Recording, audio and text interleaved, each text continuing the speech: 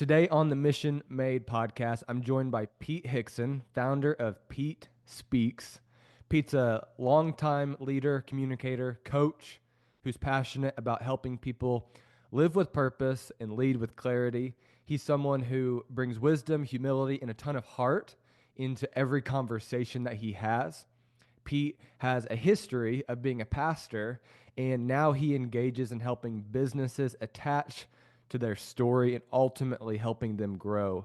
My favorite thing about Pete is that while he's out there helping businesses and leaders grow, even though he's not behind a pulpit, he's leaning on biblical principles that will serve as a catalyst to growth, leaving a lasting impact on literally everybody that he serves and those in which they serve. Mm. So I know we'll get into more of that later in this conversation, and you'll kind of naturally see, those biblical principles as a catalyst for growth come up in our conversation. So, Pete, welcome to the Mission Made podcast. Thank you so much for making the time.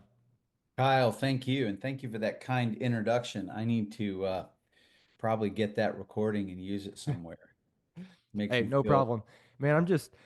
I I'm always so honored whenever somebody who really doesn't know me beforehand takes the time to come on. And man, because of that, I woke up this morning just excited. Mm, And I want to honor your time that we're spending today together. So I have a lot of questions for you.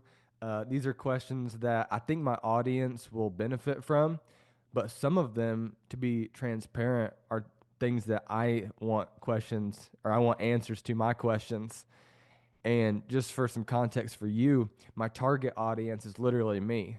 It's mm. that, 18 to 25, maybe 30-year-old male, still kind of figuring things out in life, ambitious, but definitely doesn't have it all figured out.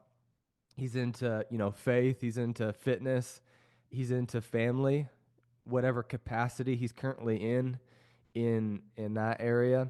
So the questions that I'll ask you with kind of that selfish motive, Mm. I actually think will also benefit my audience. So um, just so pumped for this conversation.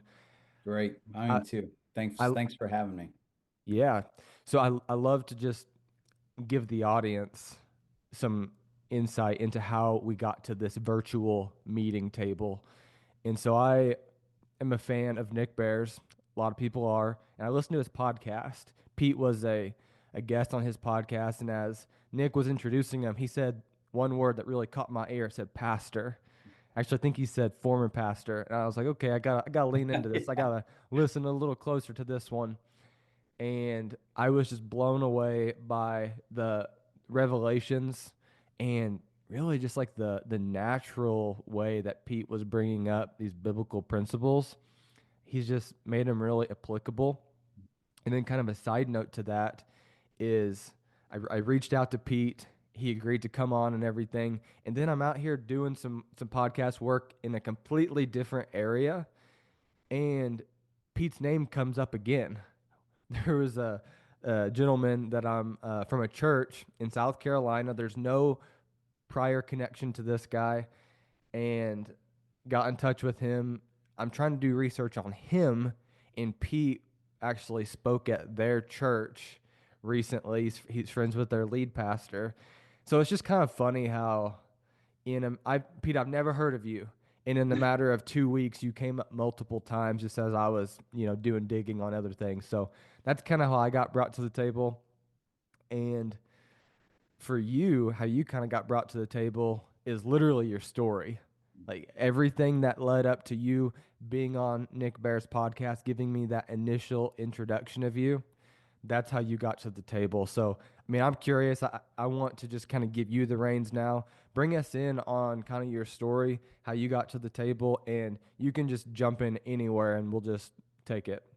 Yeah, thank you. Well, how I got to this table is just, you reached out as you just mentioned, after listening to the last episode that I was on with Nick. I got to know him and his company, BPN. I can't remember. I always say 2020. It might have been 2021, but when I did a workshop for them through a company that I do contract work with called StoryBrand. So a company will hire StoryBrand. They'll send, there's a couple of us facilitators that will go wherever, or do the workshops for these companies virtually. And I just got to send to Austin, Texas. Had not heard of BPN or Nick Bear or any of it, and man, I just fell in love with him and his team and their culture, and we just, I don't know, it just gelled very quickly. Mm-hmm. A lot of common denominators in some different ways, and then that just relationship has just evolved over the years. We've stayed in touch. Um, Nick and Steph have been very supportive of our family's nonprofit Beyond Communities. Mm-hmm. Nick's mom, who passed away a few years ago, was very involved in Special Olympics, special ed. And so I think that's part of the heart for our organization, Beyond Communities, that's designed for individuals with intellectual and developmental disabilities because of our daughter, who's now 24. And we're Mm-hmm. working on a project to build residential communities to offer more independence, which is what they want and we want for them. So all that to say, kind of a mouthful, but that's how you and I connected, Kyle. Um, and yeah, just a brief summary. I was a pastor for 20 some years. I would still consider myself a pastor very much. Mm-hmm. I believe it's a spiritual gift that God gives you. And I think it's also, it's just a part of our gifting and wiring, and that can be deployed in many different ways. It just so happened to be that I thought I was going to be in a traditional, I'll just say, church organization, pastoring, and I did that in youth ministry and pastoral care. And then the bulk of it, and definitely the last more than half, was lead pastor. Um, in starting a church and pastoring it, then being a campus pastor at a multi-site large church in Nashville, also one of the teaching pastors there, then moved to Columbus, Ohio, and took over it was a church, a school, a daycare, and it was a interesting season. But you're learning all the way. And then we moved back to the Atlanta area where we really raised our girls, and then moved them from here to Nashville to Ohio and back. Um, and just one quick little, bit, since I love your audience that you're speaking to. And it's interesting. I still think of myself sometimes like I'm still 16, 17. Like, who's this old guy sitting here that's going to doctor's appointments saying, I got to watch my cholesterol or whatever, or huffing and puffing as I'm trying to get through a workout. Just turned 50 last year. So there's a mental gymnastic piece that goes along with that, and I say that laughingly about the audience you're reaching, which I love. Now it's a little more closer to my kid's age than it is my age, which is Yeah. just makes me laugh. But I absolutely love it, and love what you're doing. I love your generation. I'm Mm-hmm. watching very special things happen Yeah. through the lens of being a dad, of this generation. And I just have the greatest amount of respect and hope, um, and excitement. And I just want to get behind people who are reaching this generation. So that's why I love being a part of this, and I love what you're doing. Yeah. It's needed, and it's appreciated. So um, yeah. Anyway, that's Yeah. I That's good. think I forgot where I was going to pick up. Thus, my age and memory Yeah. going. But Well, there's a lot there. First off, I will say that I'm taking notes on how you're staying young because just looking at you, man, you've got this like kind of style going on to where I wouldn't guess you to be, in your 50s per oh, se. thank you. So you're doing a good job in that Not category. 50s yet, not plural, although this year Yeah, I'll be just 50. Yeah, 51. yeah, yeah, I Let's got get you. that straight. No, I'm kidding. I'm kidding. Yeah. And then the thing about, like this generation, it's definitely true. Like this generation, it's whacked up. Like we got some real problems. Uh, and we're the generation that grew up. I mean, I got Instagram whenever I was in seventh grade, and that was like Mhm. my first iPhone. And so I grew up my generation grew up with social media, and I would Yeah. say even 4 years younger than me, 5 years Mm, younger than me, it was like intensified even more because mm, Instagram, in 2010 wasn't what it was in 2018 yeah. even. So TikTok wasn't around, but we're a generation that has lived probably over connected, overshared, all these different things. And in a lot of ways, that's contributed to some of the wackiness going on. But there's also a genuine hunger and thirst for authenticity Yeah. that my generation, I think, has because they've just been flooded with information, literally, not just for a season, but for their whole life. Mm. And so, yeah, man, I agree with you that there's an opportunity here to speak life, to speak truth to this generation. And I'm not removed from it. So, like, I need it as well. So I think this is good. Yeah, no, I love it, and it's interesting. I've got a little notepad over here. I'm kind of taking notes as I'm learning continually through the lens of this generation and just life. Life changes. So the beautiful thing is I can honestly say this, and I think I've heard people say this, to me years ago, and I'm not sure I believed it. Or probably just didn't appreciate it, but I mean, life just gets more fun in ways of like just being a student. It's one thing I talked to, on that last episode with Nick about just being a noticer. Hmm. That was specifically in the realm of your family, be a noticer of those who are most important to your priority relationships. But I think being a noticer and um, an observer, and just a learner of life, it just gets more fun when you don't feel like you have to do everything, and be the answer to everything, Mm, but you yeah. just get to open your eyes and see what's around you and contribute to the ways that you feel like you can help others.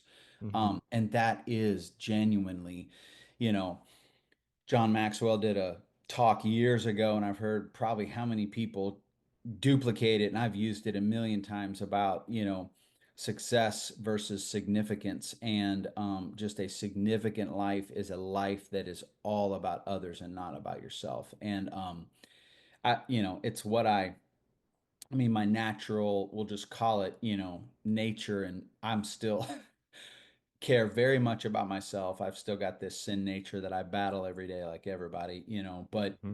when I'm not trying to be what I think that I've got to be for everybody, there's just so much pressure that gets relieved that I realize was unnecessary. So if there's something that I can say to this generation is, you know, when you're in your 20s and 30s, there it really is like you are getting, let's just be honest, you are working and getting notches in your belt and figuring out things and going after it. And I'm not a big fan of certain terms of, I understand why the hustle and the this and the Yeah. that. Sometimes I think it just leads to not healthy places.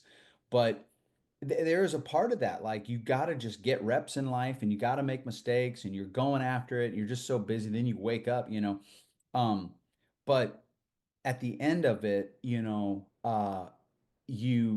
step back, and I would say while you're doing that, keep in mind the world may not need you to do everything you think that they need you to do. Start to be a student earlier in life and an enjoyer of things earlier in life.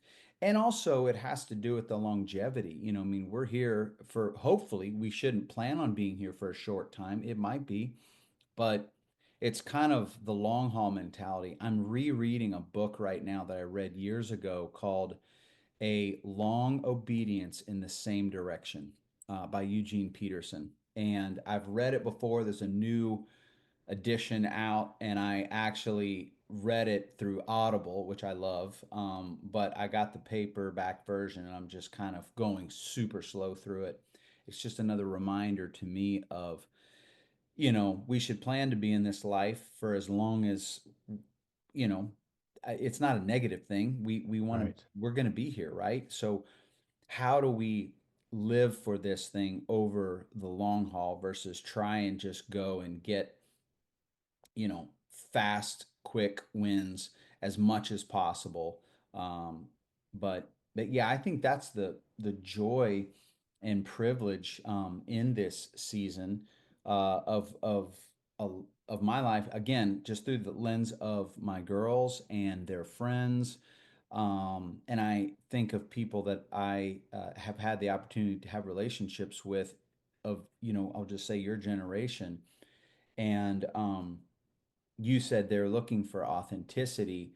Yeah. Uh, well, I jotted down on my notepad over here the phrase spiritual fathers. I feel like Mhm. God put that in my spirit probably in about 2014, 15. For whatever reason, I just remember sitting in my car, and it was this.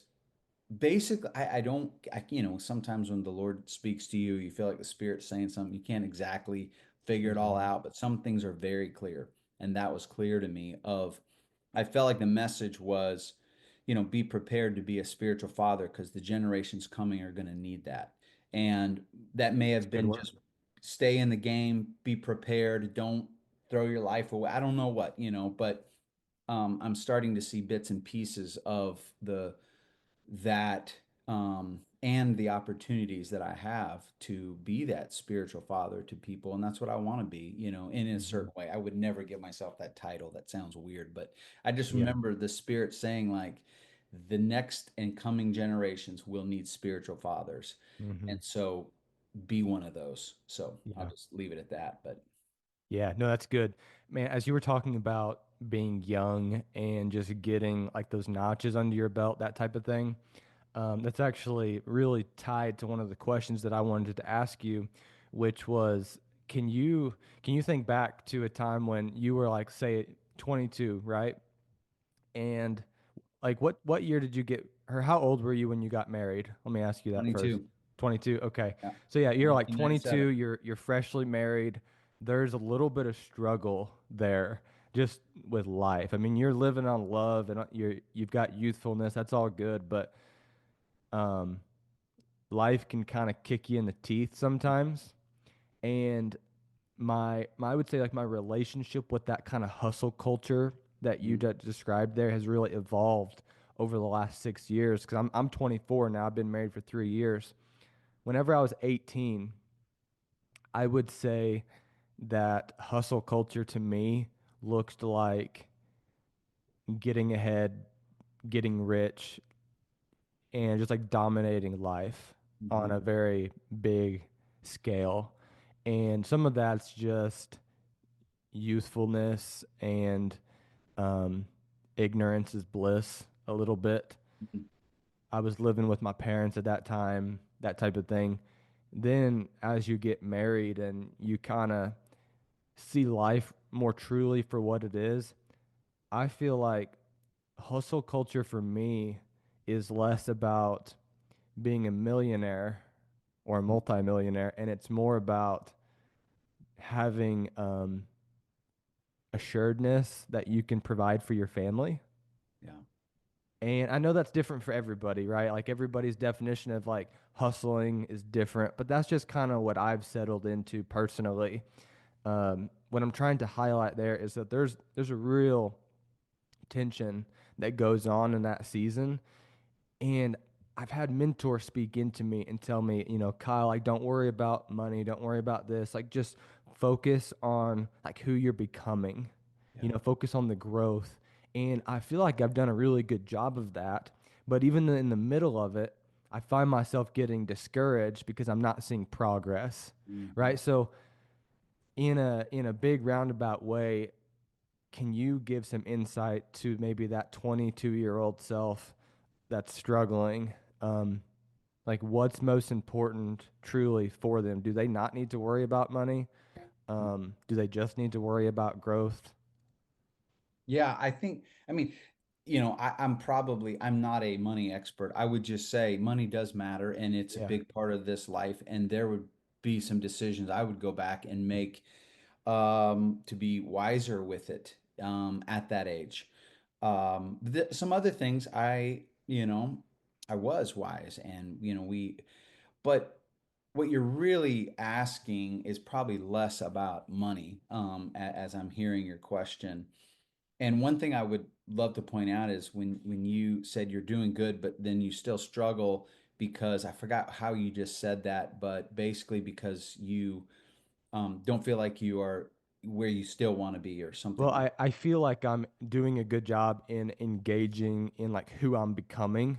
Yeah, Like I'm not really chasing a new car, right? That yeah, doesn't even right. cross my mind.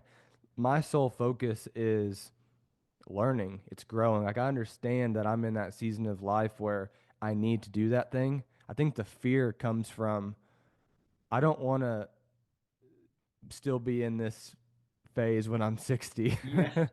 Yeah. Well, and part of what I was going to say is I think you and your generation you have a more difficult time because you're able to view so much, and when we can view so much, we we compare so much.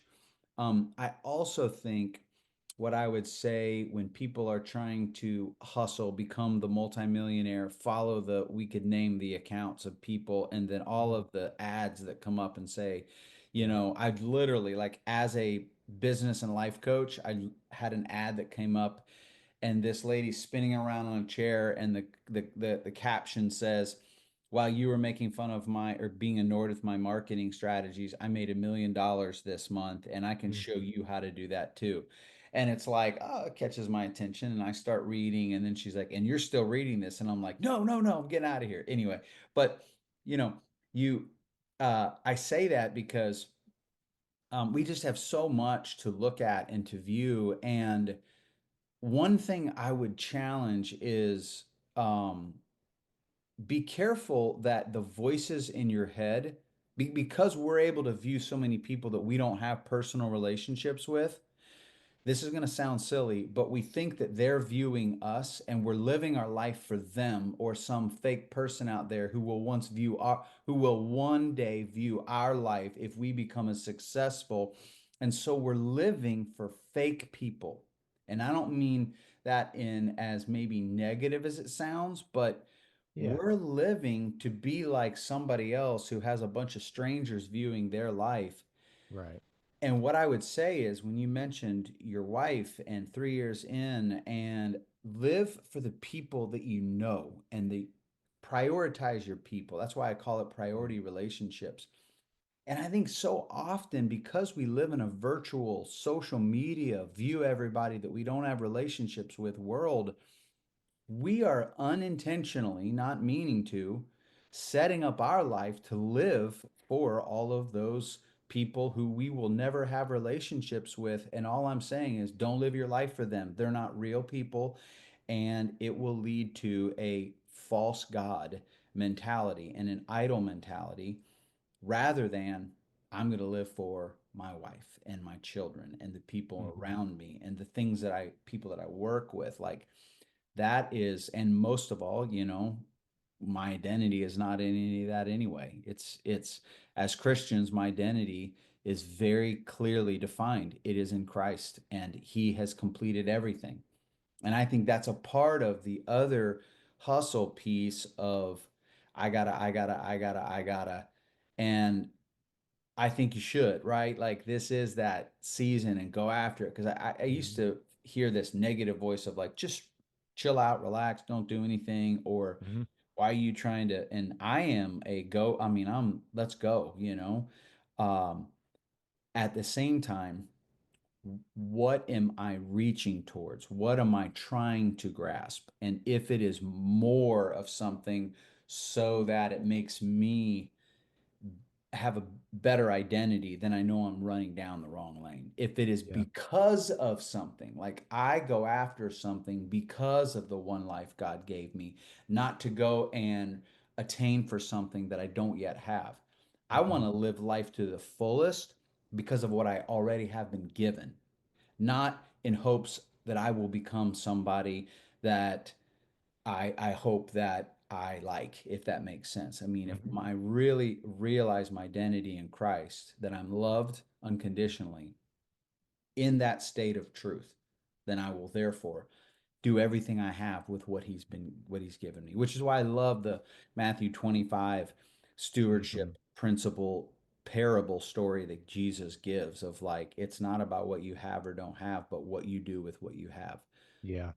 So, Yeah, dude, in a lot of ways, you had brought that. I know you talk about the parable of talents a lot, and I heard you talk about it knowing that this conversation was coming up. I've been kind of in that passage quite a bit, and it's just funny how it just keeps popping up even in other things, like other than opening my Bible, it's coming up in sermons I'm listening to and all this stuff. So I think there's definitely Matthew 25, parable of talents. We can talk more about that in a second.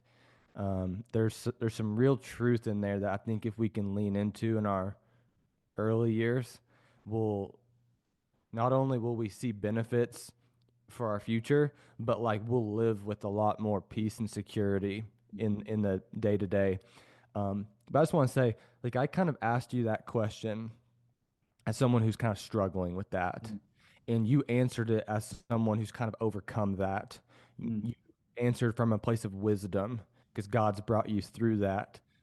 At what point in your life did you feel that transition start to happen from you were struggling with that to, man, now I've kind of conquered it and I've got wisdom in that area?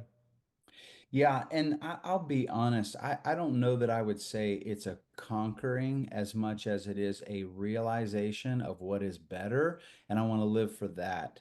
But I promise you, the interesting part, and you know, you this is the part that is gonna possibly sound negative, and I just mean it as in a way of don't worry rather than it's going to suck. But the don't worry is as you go along, there are parts of you, Kyle, that you said, man, I don't want to still feel like this at 60. You probably are in some ways going to, because I don't think we ever get to perfection on this side of eternity, right? Yeah. And so we're ever becoming, we're never arriving, which is a phrase I love to use when I do wedding ceremonies, because it's a process of we're never going to get there, which I think I can't speak for women. I can only speak for men, and I can only speak for maybe it's a personality thing. I think it's a lot of guys because I talk to a lot of guys that are like, we want to accomplish something, we want to finish something, and that's why I think work and life are different. Work and family are different. Nick and I got into that conversation about leading your family and Hmm. leading your work differently because your marriage is just ever becoming and never arriving. And I would just say our development is ever becoming and never arriving. And spiritual development and formation it is a process. Um, and so back to the conquering, or it to me, it's just a realization, and now a belief system has kicked in to where I failed enough in the area of, or I have realized the emptiness enough of the other that I really believe, man, this is way better. But I Hmm. still struggle with that. We'll just pull out the word comparison, right? Because I Yeah. think we call it, I'm not there, I'm not, but why, what tells us that? It's the expectations that we have. Hmm. And where do you get expectations? By something Other else you've people. seen, something you've read, something you've experienced, and we viewed, which again, we live in a world where there's so much of that. So I think there's just a heavier weight. And that's why I would just say, man, if you could just shut your eyes to those things, and I don't mean you have to get off social media, although at times maybe that's great.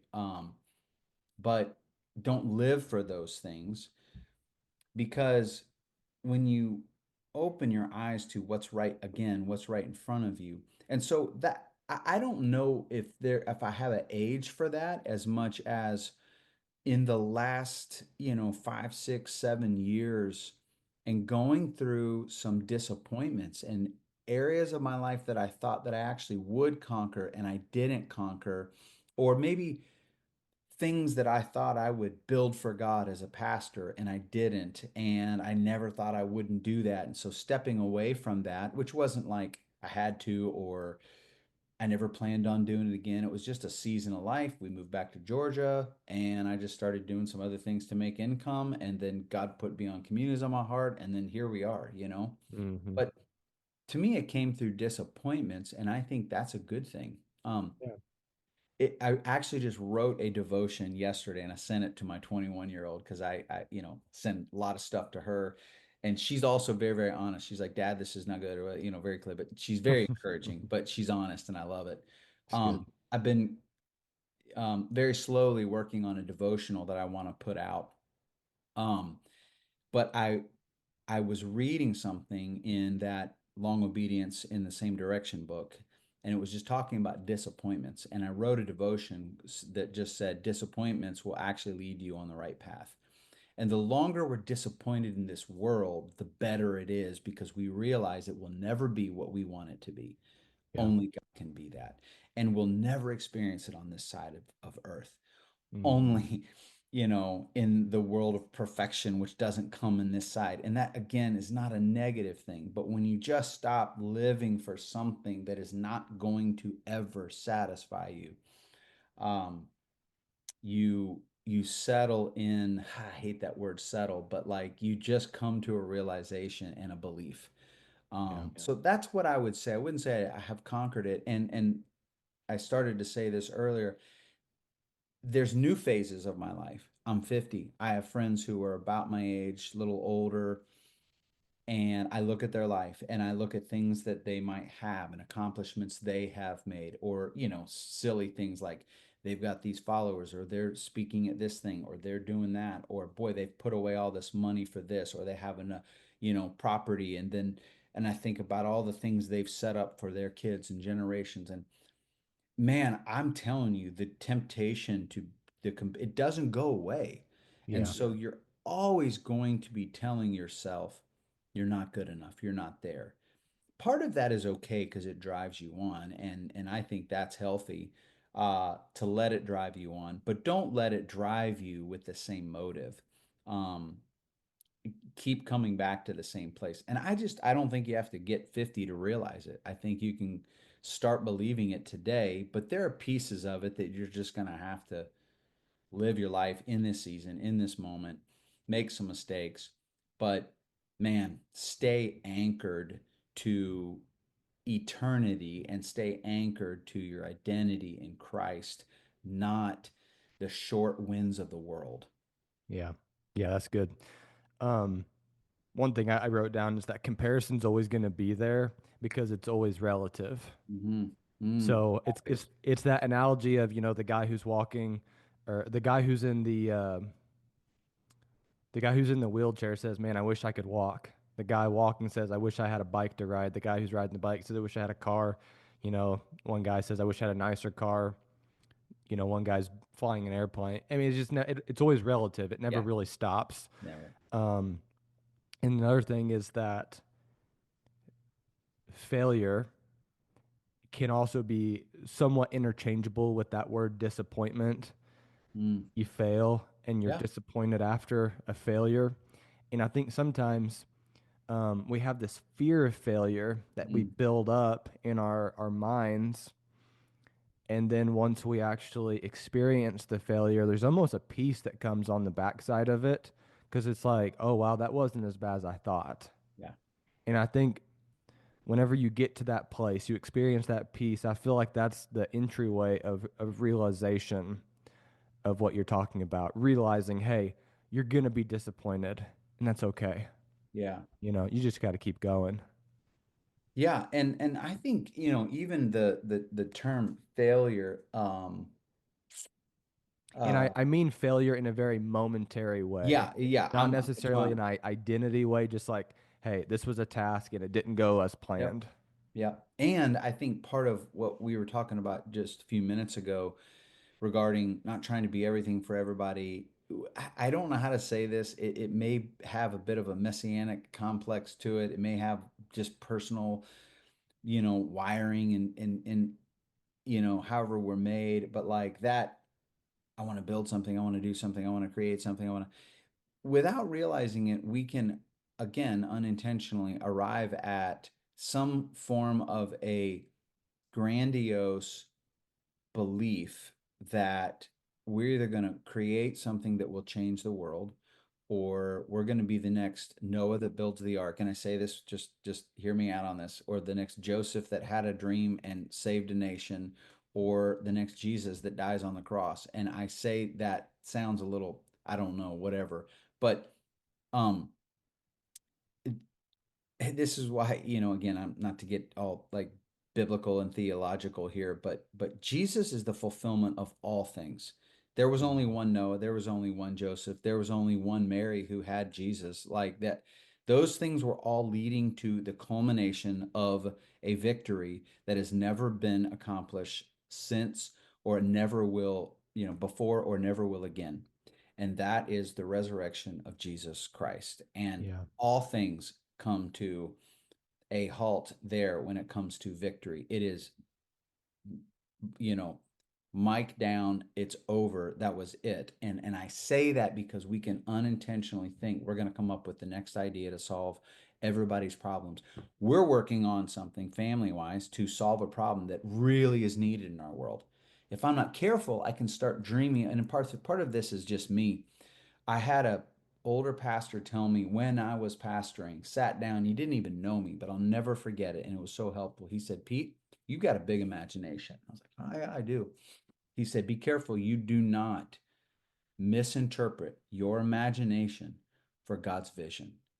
And we Mm. have to be very careful because unintentionally some lines get blurred. And then all of a sudden, I think that I don't think this, but it's what it leads to is Yeah. that I'm going to create something that's going to change the world or going to change my life and set me into financial freedom for the rest of my, or whatever it is. And Hmm. I just think all those things are the enemy giving us little mini idols or distractions at best all along the way, so just be careful of those traps that even if it, I mean, even as a pastor, I'm going to go save a city. um Hmm. yes, I want to join God in what he wants to do, but man, if I am leading, if I have something that the world needs and I believe they're all going to come to me to get it, like I think I'm setting myself up for a big uh it's just, yeah, it's a big lie, and I think the enemy is the father of lies, and so we just have to be careful. Does that make sense? Like, Yeah, or is it that makes a lot of too sense. wildly, it's just something where my head has been lately. Yeah.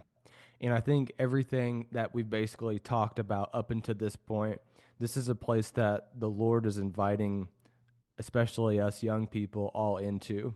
The Lord wants to usher us into that frame of mind and that, just like peace in life, peace in struggle, surrender of strength, all those things.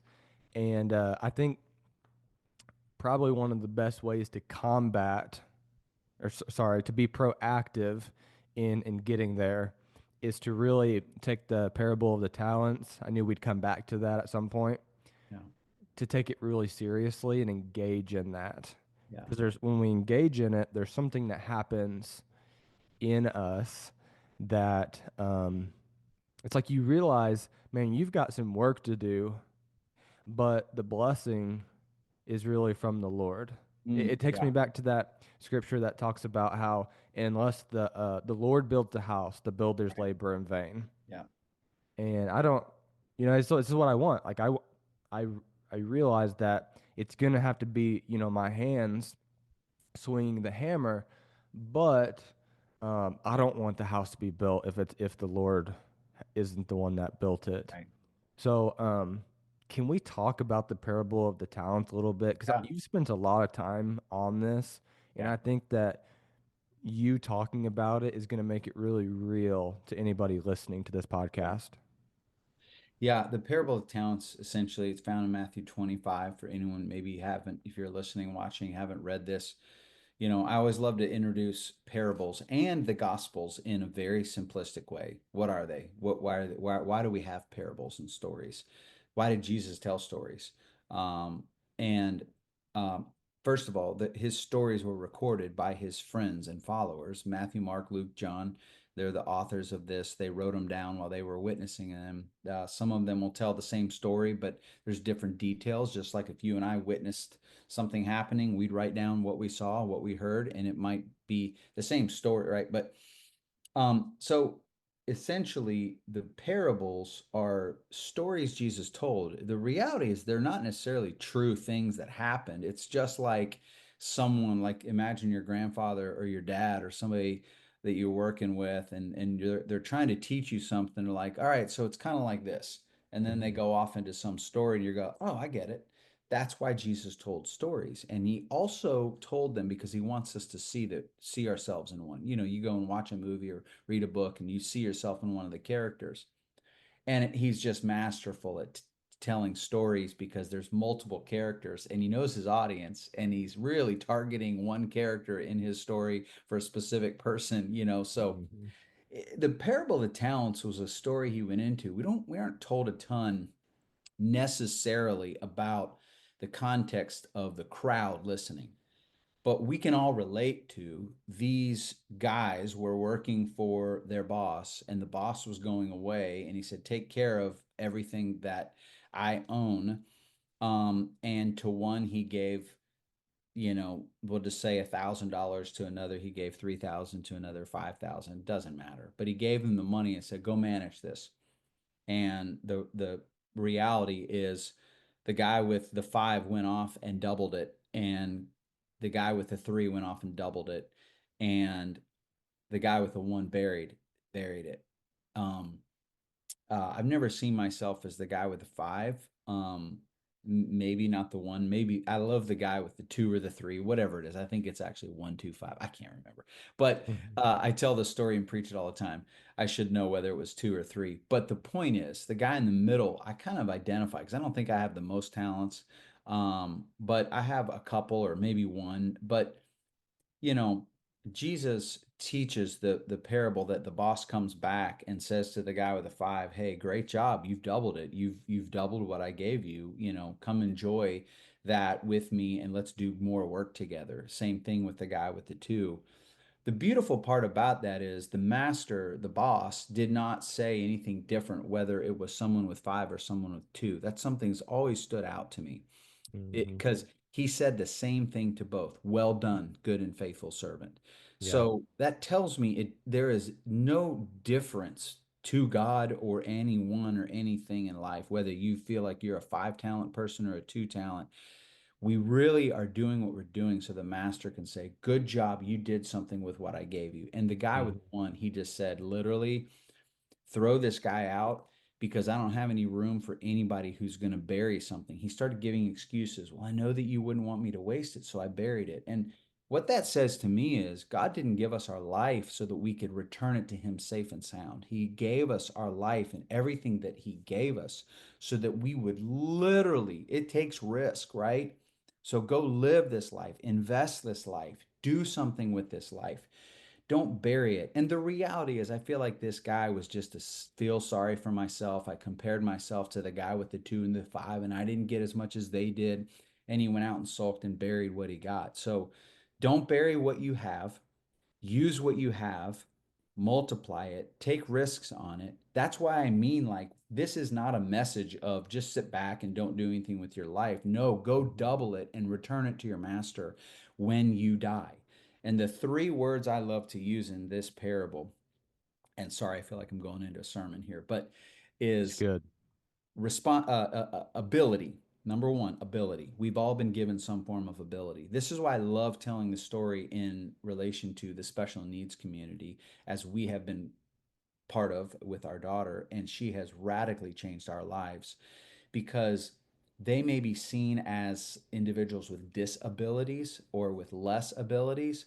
But when I tell you, you give them an opportunity, they will double it, triple it, quadruple it. They will go after everything if you give them a chance. And Yeah, that it's is a good. challenge to most of us in the neurotypical world who have way more potential that we will never realize when they will do far more with the little that's been given to them.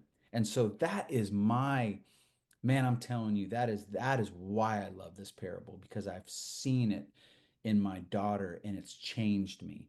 And it makes me realize I have no excuses to not give everything I have. So don't Mhm. bury my talents because some of my friends are better, bigger, richer, more whatever. Like that's what I mean by that. Like Pete, just Mhm. stop, dude. Just go after the life I've given you.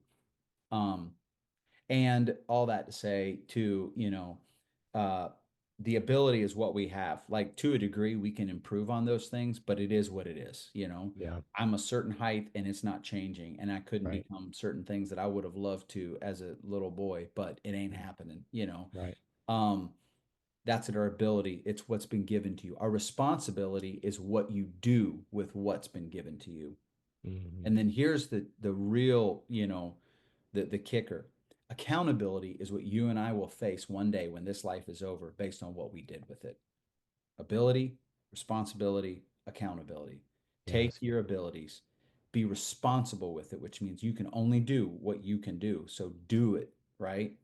Yeah. Because one day we will have to settle up with the master and eat outside of our acceptance in Christ. This is not salvation speaking. This is literal. What did you do with the one life I gave you? And, you know, I want to be found faithful to him. Hmm. And to be honest with you, you know, it gives me new eyes to go after and to make the world a better place, to create products and services that people need and want, and solving problems. It doesn't make me back down. It makes me go forward, but coming from a different place rather than trying to do that so that I, you know, back to feel better with my identity. So there's the parable of the talents. That's why it Yeah. means something to me. And that's partially how it's kind of formed my life, you know. Um, I've just kind of always been this guy that and I'm just saying this, maybe it's an identity problem I have, but I've just never been, you know, this wildly successful at this, that, or the other, but that is probably most of us, you know? And Yeah. so let's just stop sulking and don't bury and go after it and stop worrying about it. So that's enough of Yeah. that. Yeah, no, that's good. And I think there's a question, right, that can be headed. You mentioned it there, but the whole parable and everything that Pete just shared right there, I want to pose the listener right now with this question, which is, what are you doing with what you have? Mm, Very simply. And I'm not going to add anything to that. Just going to ask you, what are you doing with what you have? Pete, I think you're pretty good at some things. I'm gonna uplift you a little bit thank you. there, and I would say one of the things you're really good at is effective communication. You mentioned earlier being like the pastoring being like a gifting, Mm, um, and I think that there's a gifting of communication that probably aided you in being a pastor, but it's still the same thing that's aiding you into the endeavors that you're working on now. Still pastoring, but also, doing the story brand, business consulting, all that type of stuff. So I just thank want to ask you, like, what have you done? How have you implemented the parable of the talents within your communication you. Mm. to grow in it over time? Yeah, I think the thing that I would say I am focused on right now is reading more, listening more, and just being a student. That's good. Um, and so you know, I don't know the answer to, you know, there's the whole nature nurture kind of, you Yeah. know, can I make myself a better communicator? Yes, you can.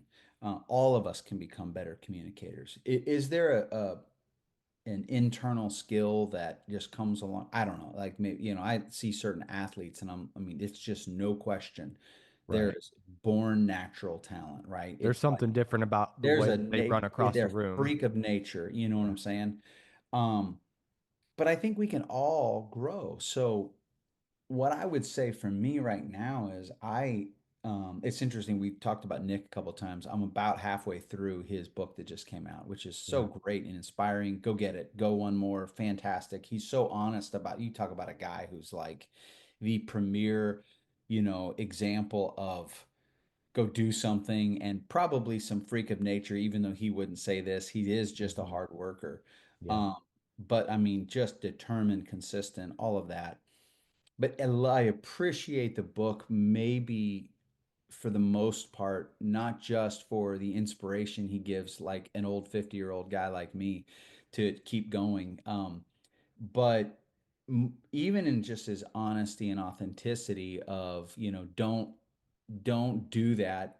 and throw your life and relationships away. And I think he's in a position to influence a real generation. Obviously, what brings us to this table, Hmm. um, but he's very aware that it's not worth at the cost of losing your family and what really matters and all of Yeah. those things.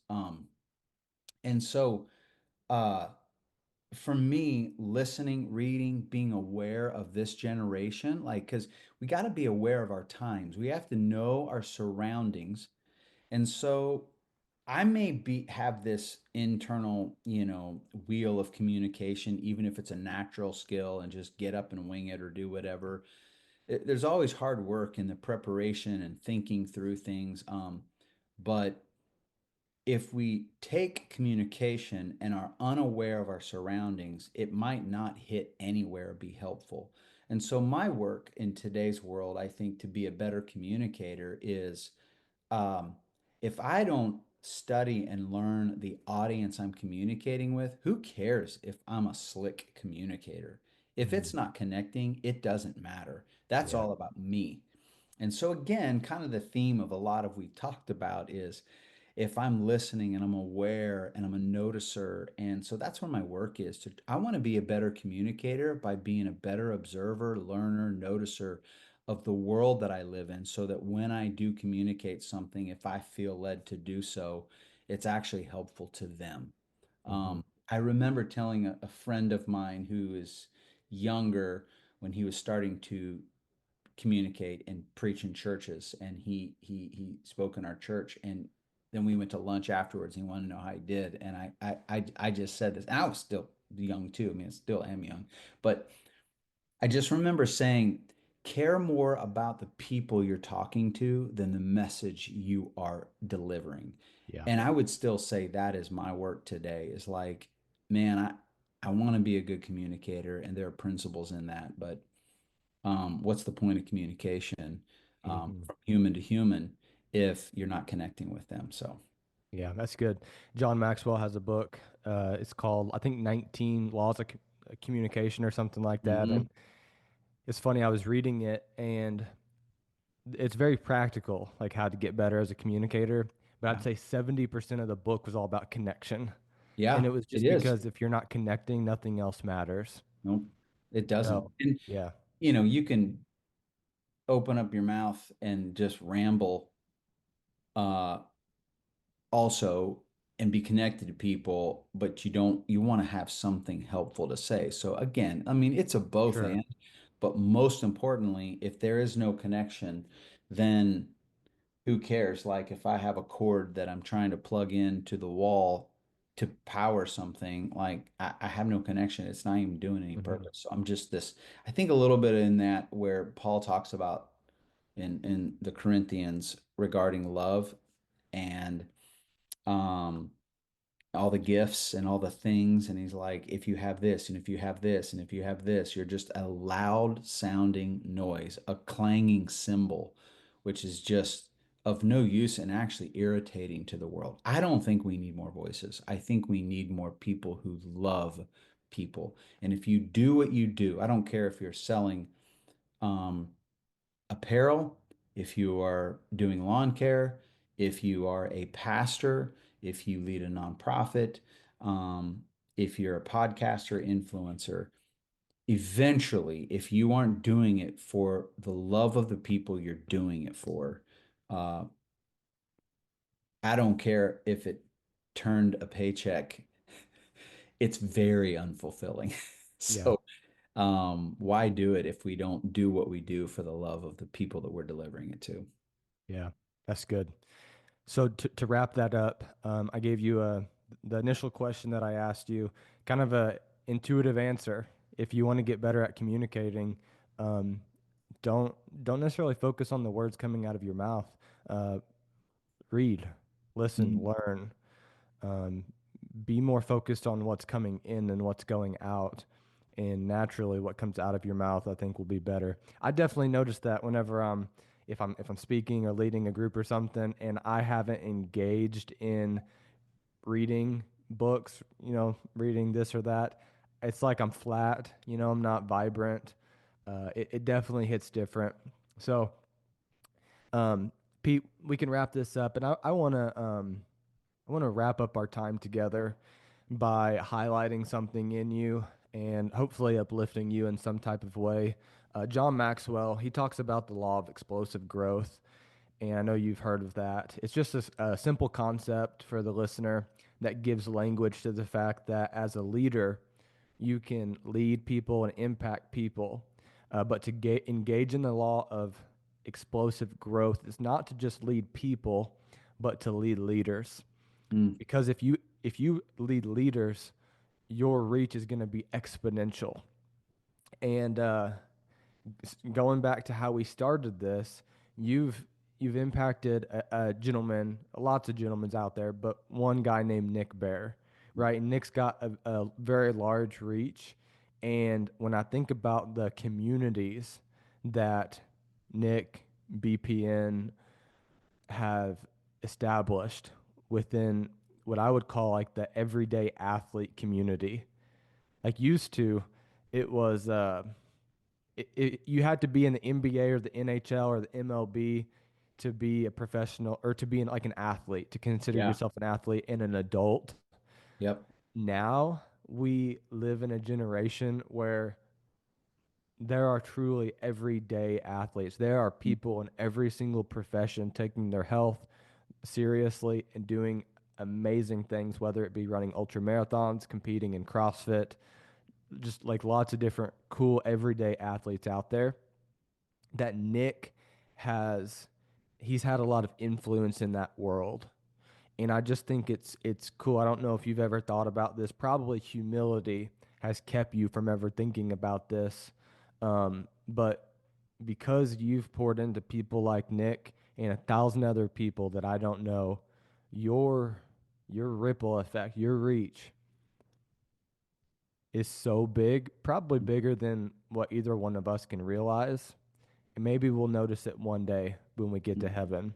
But it's all good, man. So I just want to Thank uplift you you for and sharing honor that, you in Kyle. that way. Thank you. That's encouraging. I needed to hear that, and I receive it. And I want you to know that means something to me. And I'm not just saying that. So thank you for that. Thank you for being intuitive and spirit led to encourage me. That's how God encourages us through other people, and you did that for me today. Just That's being good. here has encouraged me. I love what you're doing. I also love the fact that you grabbed a microphone and created a platform to reach people in your generation and to do something. You're doing something with what God has given you. So um, I appreciate it. Keep going. Keep doing that. Awesome. Thanks, man. You've uplifted me, and I love your hat.